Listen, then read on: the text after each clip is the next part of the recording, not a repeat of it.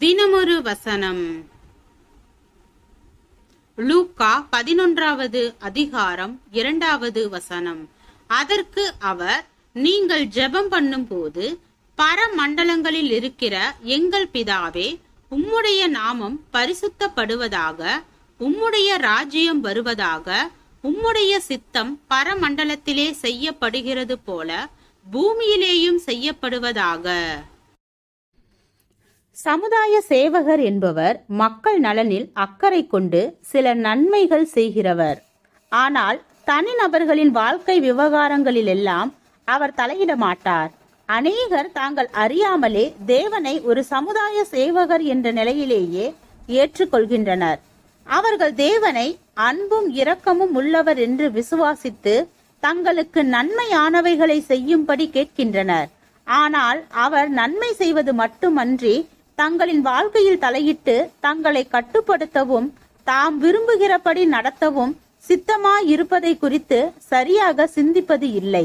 அநேகர் கர்த்தரை இரக்கமானவர், அன்பானவர், நல்லவர் என்ற நிலையில் மட்டும் பயன்படுத்தி கொள்ள விரும்புகின்றார்களே அன்றி அவரை உண்மையாக ஆண்டவராக ஏற்றுக்கொண்டு அதற்கு ஏற்ப அவருக்கு எல்லா நிலையிலும் கீழ்ப்படிந்து வாழ விரும்புவது இல்லை.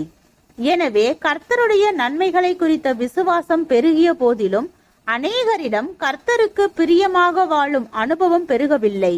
ஆனால் கர்த்தர் ஒரு சமுதாய சேவகர் அல்ல. அவருடைய உதவியை தேடுகின்றவர்கள் அவருடைய முழுமையான ஆளுகையையும் அதிகாரத்தையும் தங்களிடம் ஏற்றுக்கொண்டே ஆக வேண்டும். எகிப்தில் இன்னலுற்ற எபிரேயர்கள் தேவனை ஒரு இரட்சகராக விரும்பி ஏற்றுக்கொண்டனர்.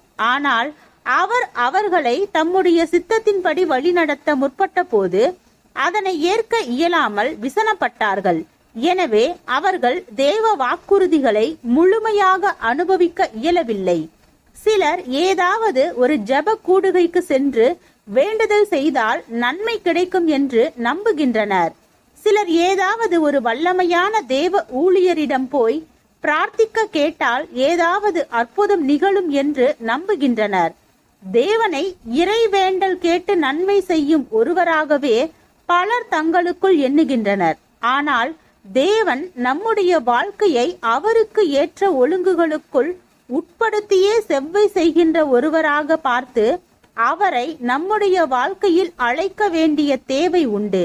அப்பொழுதுதான் அவர் நம்முடைய வாழ்க்கையில் நாம் எதிர்பார்க்கும் நன்மைகளை நாம் காணும்படி செய்ய முடியும். ஜெபம். தேவனுக்கு ஸ்தோத்திரம். தேவனே, நாங்கள் எங்களுடைய வாழ்க்கையில் தேவ ஐக்கியத்தில் நிலைத்து இருப்பவராகவும் தேவனுக்கு கீழ்ப்படிந்த பிள்ளையாகவும் வாழ கிருபை பாராட்டும். ஆமென்.